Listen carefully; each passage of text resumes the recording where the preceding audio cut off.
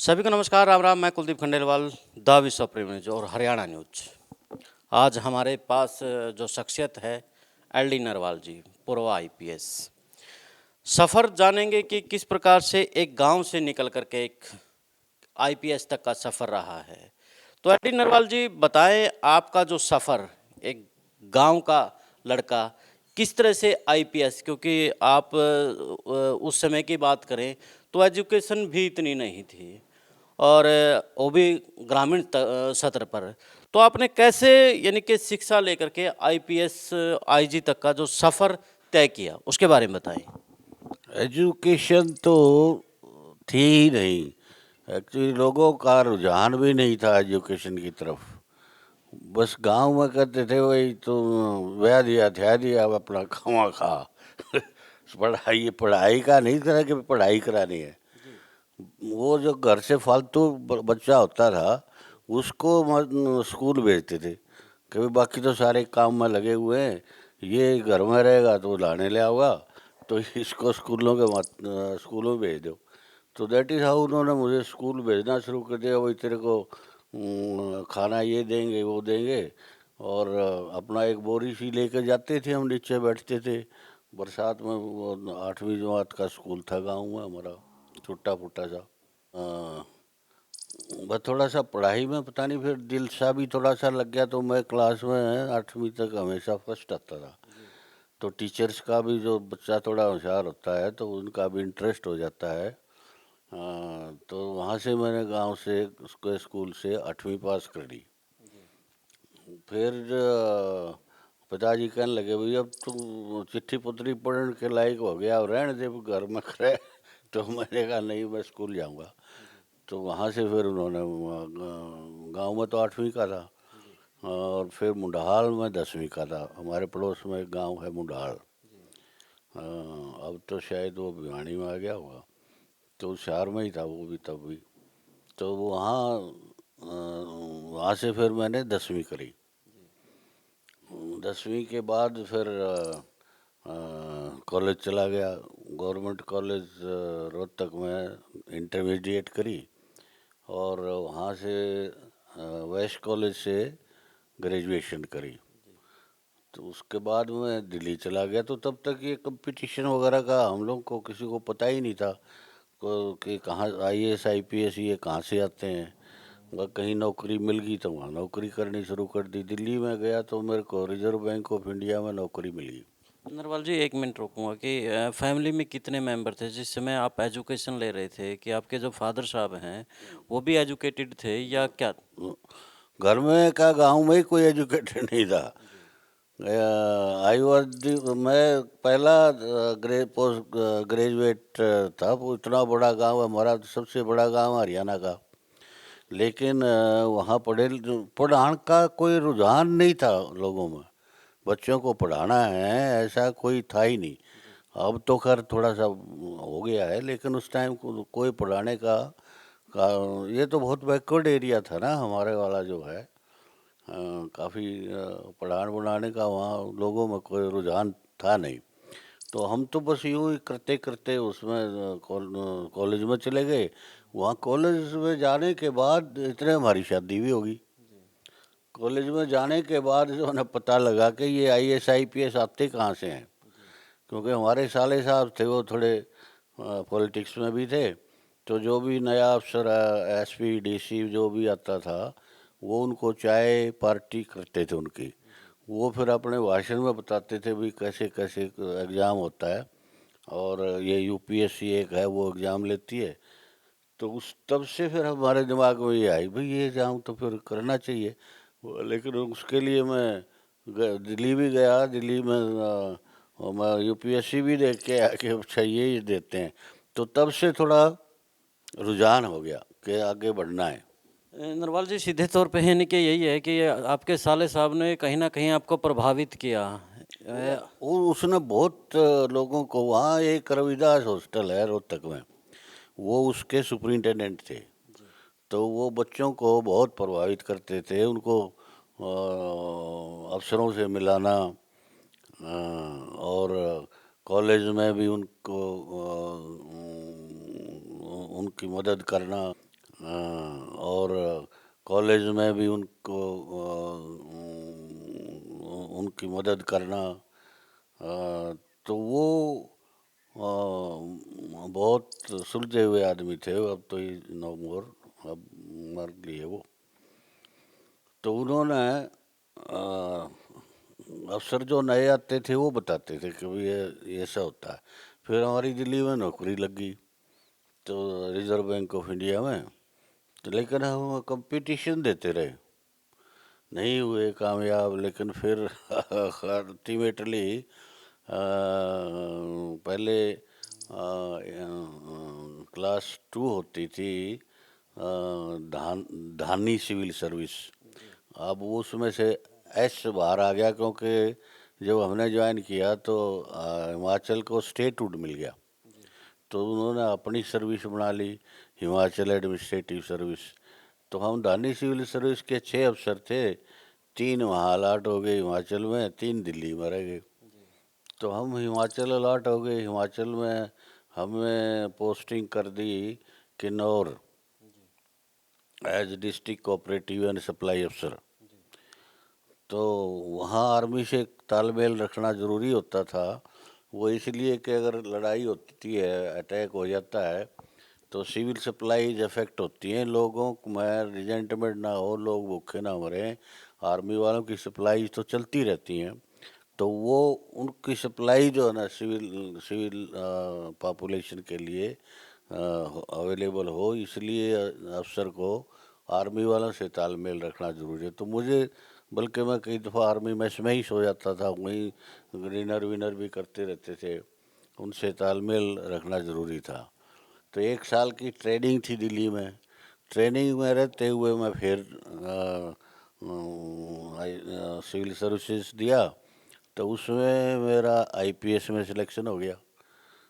तो लेकिन मैं आईपीएस ज्वाइन नहीं करना चाहता, क्योंकि एक तो बच्चे हो गए थे, और फिर आईपीएस की ट्रेनिंग भी आई न्यू के वही डिफ़िकल्ट है।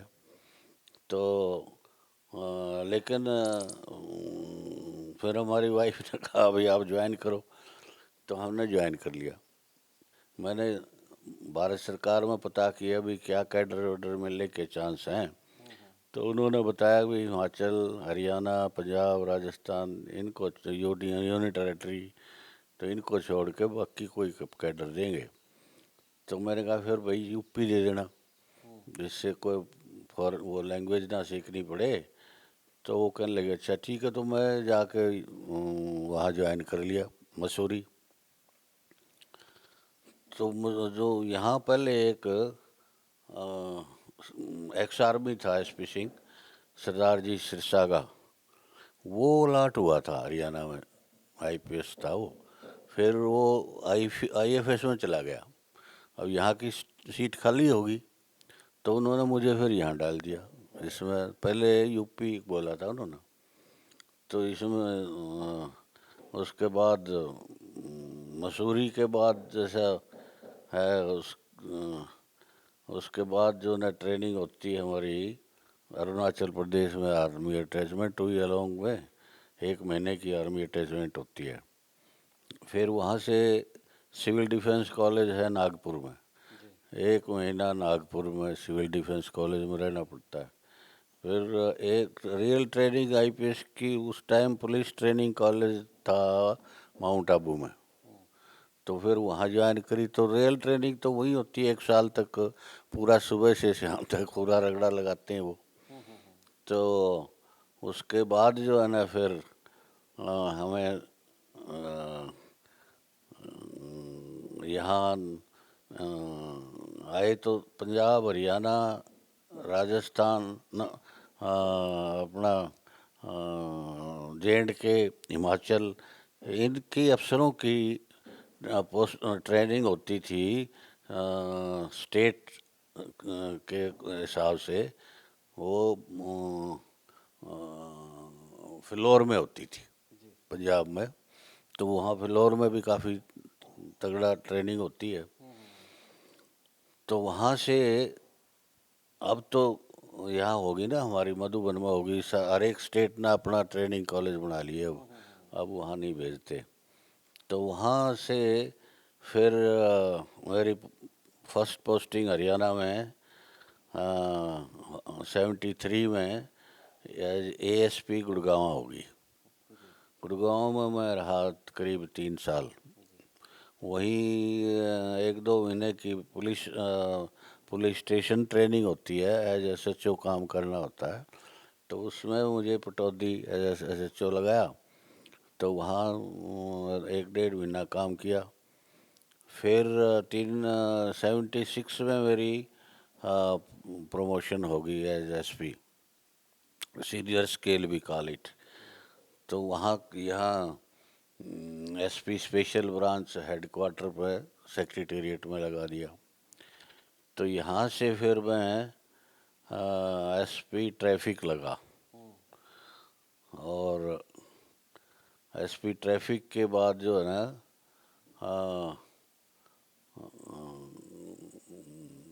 एंटी स्मगलिंग का भी चार्ज रहा मेरे पास। फिर यहाँ मधुबन आ गए। मधुबन से, क्योंकि हेर फेर के जो IPS वालों का तो मधुबन है, मधुबन आ गए। मधुबन के बाद तो ये गवर्नमेंट, अपना बनारसी दास गुप्ता जी चीफ मिनिस्टर थे, उन्होंने मुझे नारनौल SP लगा दिया। फिर ये जनता गवर्नमेंट आ गई, तो देवीलाल चीफ मिनिस्टर आए, तो उन्होंने मुझे करनाल लगा दिया SP। तो करनाल में उस टाइम एक बाई इलेक्शन हुआ था। पंडित चिरंजी लाल कांग्रेस के कैंडिडेट थे, और महेंद्र सिंह लाठर जो है ना, वो थे इनके जनता पार्टी के कैंडिडेट। तो उसके बाद जो है ना, फिर वहाँ से फिर मुझे मधुबन भेज दिया। मधुबन मेरे ख्याल में 1 महीना को मैं रहा। फिर वहाँ से इन्होंने भेज दिया जींद। जींद रहा मैं उस टाइम मेरे ख्याल में 1-1.5 साल। और फिर 1-1.5 साल ये गवर्नमेंट रही, तो भजन लाल आ गए, तो उन्होंने मुझे फिर नारनौल लगा दिया। नरवाल जी, जैसे जींद आपका गृह क्षेत्र रहा है, तो जींद के अंदर आपकी पोस्टिंग, तो वहाँ कोई परेशानी तो नहीं होगी इसको? नहीं, गृह क्षेत्र जींद नहीं है मेरा, लेकिन रिश्तेदारियां ज़्यादा जींद में हैं, क्योंकि हिसार की तरफ लोगों का रुझान कम है। रोहतक इधर रिश्तेदारियां सारी ज़्यादा इधर ही हैं। फिर वहाँ जैसे मैंने बताया, वहाँ 2 मेले भरते हैं। कुरुक्षेत्र का युद्ध जो है वो रामरा पिंडारा तक हुआ था। वो 40 कोस का जो एरिया है ना, तो वो 40 कोस के एरिया में आते हैं। तो वहाँ तो अपने वो अस्थियाँ भी नहीं उठाते वो लोग। तो वहाँ वो गांव से आ जाते, जो बंदा मरता है उसके कपड़े वपड़े वहाँ डाल दे, सिर पर रख के, अच्छा चलो भाई खाना SP साहब के यहाँ खावांगे। तो मैंने अपना जो SP रेजिडेंस था उसको इनके लिए वो रख दिया कि भाई आए। और मैंने अपना रेजिडेंस बना लिया, रेस्ट हाउस था बिजली इसका, इरिगेशन का ब्रिटिश टाइम का रेस्ट हाउस था। तो मैंने उसमें अपना रेजिडेंस बना लिया। तो ये वहाँ गाँव वाले, बल्कि वहाँ से जब मैं भेजूँ, फिर गांव में आके शिकायत करें, कहते यार ये अपने घर में तो सुलाता भी नहीं। तो उनको उसमें 3 कमरे थे। एक में मैं, मियाँ बीबी, और ये 3 बच्चे भी थे। तो ये अपना उसमें छोटी एकोमोडेशन थी, पर था वो बना हुआ ब्रिटिश टाइम का, नदी के किनारे, नदी के ऊपर। तो वहाँ से फिर मैं बल्कि CM साहब से मिला वहाँ जी, तो मुझे तो यहाँ अपना घर में SP लगा दिया। तो वो भी होती है, लोग कहाँ सिफारिश नहीं भी मानो तो लोगों को ये होता है कि भाई इसका तो फलाना रिश्तेदार आ गया।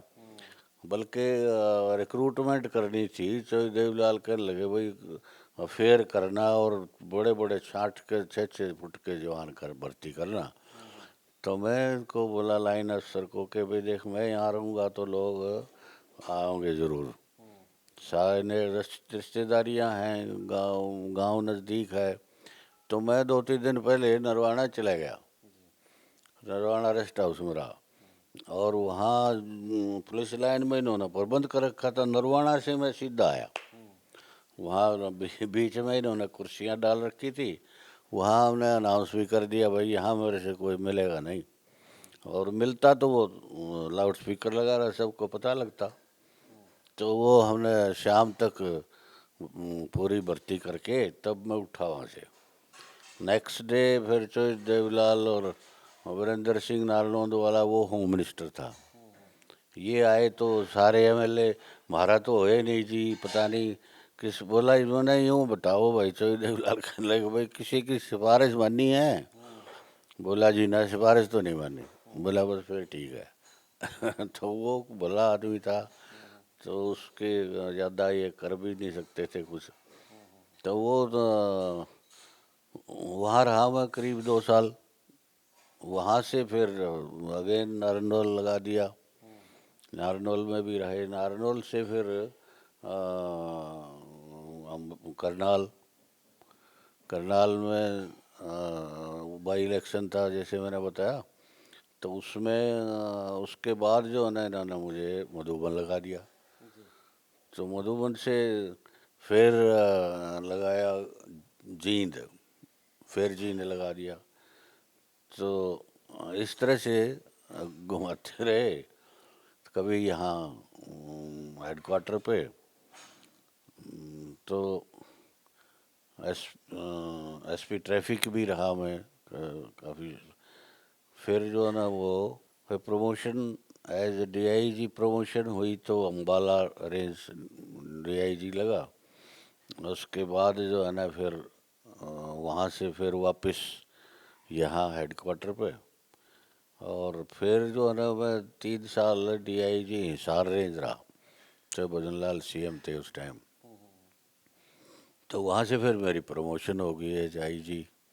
फिर यहाँ हेडक्वार्टर पर आ गए, तो यहाँ से फिर रिटायर हो गए। तो अब तक का जैसे आपका सफ़र रहा है, मैं दो बिंदुओं पे और पूछना चाहूँगा कि आपने अब तक के सीएमओ को देखा, चाहे देवीलाल है, चाहे भजनलाल है, और अब चाहे मनोहर लाल खट्टर है, इससे पहले तमाम जितने मुख्यमंत्री रहे, किसके कार्यकाल को आप बेहतर समझते हैं? देखो, जहाँ तक स्टेट की डेवलपमेंट का सवाल है, जब हरियाणा बना तो बंजर ज़मीन जैसे होती है, इसे मतलब कुछ था ही नहीं यहाँ। अकाल पड़ते थे, मैं बचपन में देखता था अकाल, लाहौरी अकाल पड़ा करते। तो उन्होंने हर सारे गांव रोड से जोड़े, हर एक गांव में बिजली पहुंचाई, उससे जो है ना ट्यूबवेल लग गए। और मतलब अकाल तो पड़ने बंद हो गए ना, तो बेसिक रोटी का तो सवाल ख़त्म हो गया। और तो उसने डेवलपमेंट के हिसाब से तो उसने शुरू किया। और उसके बाद फिर चौधरी देवीलाल आए, तो वो पंचायती टाइप बंदे थे। लेकिन उनकी 2-3 उन्होंने ऐसे इश्यू लिए जो कि गांव के हिसाब से बहुत अच्छे थे। एक तो था मैचिंग ग्रांट, गांव वाले के भाई आप 5 लाख रुपए इकट्ठे करो, 5 मैं दूंगा, तो तुम गांव का वो करो, है जी। एक स्मॉल स्केल इंडस्ट्रीज जो आजकल भारत सरकार भी बहुत कर रही है ना, अपना इंडस्ट्रीज लगाओ। तो उसका ये एक किस्म से बहुत दिमाग में था, और सारी वो देखते थे किस किस ने लगाई, चल रही है कि नहीं, आया करते वो देखते थे। बल्कि उस टाइम में जींद में था, तो वो आए खटखड़ में, वो बोले मैं भी गांव में रुकूंगा और तुम सारे अफसर गांव में रुकेंगे रुकेंगे। तो एक यूनिट देखने गए वो, अ, ये ग्रीस की यूनिट लगाए रखी थी। एक लड़का MA LLB लड़का था, उसने ग्रीस की यूनिट लगाई, तो अच्छी चल रही थी। तो वो बोला जी मैं तो प्रैक्टिस करता था, प्रैक्टिस चली नहीं, तो फिर मैंने ये यूनिट लगा ली, अब मैंने 20 बंदे एम्प्लाई कर रखे हैं। अच्छा, फिर वो जो है ना बोला कि उनके लिए तो ठहरने का हमने स्कूल में इंतजाम सारा कर दिया था, फिर वो अफसर भी यहीं रुकेंगे। तो सारे अफसर हमारी तरफ देखे, भाई करवाओ कुछ, यहाँ किसके पास रुकेंगे। फिर मैं उनको मान लेते थे, उनको ठीक से बताओ। वो मैंने कहा सर यहाँ ये कोई किसी के रुकेगा, कोई किसी के को रुकेगा, एक के रुकेंगे वो कहेगा अच्छा ये तो फलाने के रुक गई और सर तो उन्हीं का हो गया, तो आपकी सरकार के ऊपर इसका असर पड़ सकता है। तो अच्छा, बोला ठीक है फिर सुबह जल्दी आ जाओ। तो वो हम आ गए। तो ये दो चार उन्होंने और काफ़ी जैसे गांव के हिसाब से बहुत अच्छे पॉइंट थे जो भजनलाल आगे उन्होंने अपनी तरफ से एक्टिव बहुत थे वो। गांव गांव का उन्होंने भी बहुत सुधार किया, लोगों की सुनते थे सुबह से रात 12-1 बजे तक। और उसके बाद तो ये आ गए अपने चौटाला साहब आ गए, और आगे तो उनका तो आपको पता ही है। तो नरवाल जी, आप यूथ को कोई संदेश देना चाहेंगे? यूथ को बस मेहनत करें, पढ़ाई में सब कुछ है। आजकल तो पढ़ाई के अवसर भी बहुत हैं जगह। हमें तो 10वीं पास करने के लिए 10 किलोमीटर, अब तो हर एक गाँव में 10+2 तो है ही है।